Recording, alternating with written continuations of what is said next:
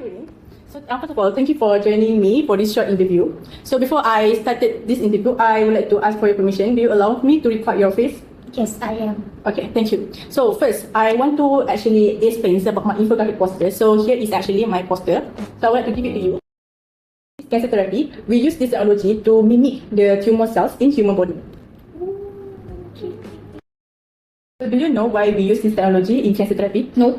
Okay, so the reason is because the cancer cells model, they cannot fully recreate the real tumor environments. And also another reason is because animal testings, they cannot fully predict the human drug response since we have a different physiology from animals, right? So it might have a different response. Actually, how does it work?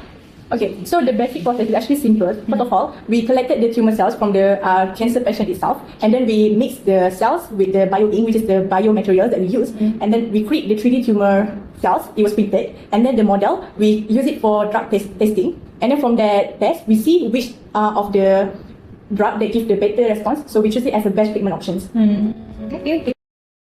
So what actually the advantage of this 3D bioprinting for the cancer therapy? Okay, so actually, this technology is not have only one advantage, but they have a lot of advantages. But I'm going to explain to you several of it only. So the first one, it will have a more realistic models. And the second one, it can minimize the animal testings since we don't want to harm animals. And the third one, we can support the personalized treatment. As I said before, every person have a different physiology. So when we have this model, we can actually see more better which treatment is sweet on which person, like that. And the last one, it can help for more accurate oncology.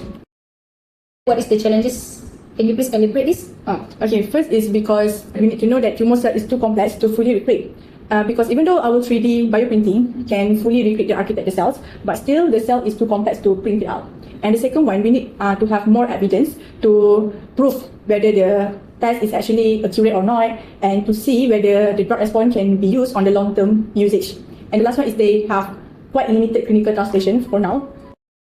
So before we ended this recording, I would like to ask you some simple questions. So the first one, after looking at my poster and listening to my explanation, now do you understand what is actually 3D bioprinting on cancer therapy? Yes, I do understand. Overall, this is actually a technology advanced for the future to print the living cells, isn't it? Yeah, good. And now the next question is, from this poster, which part actually do you think is the most useful or important based on your opinion?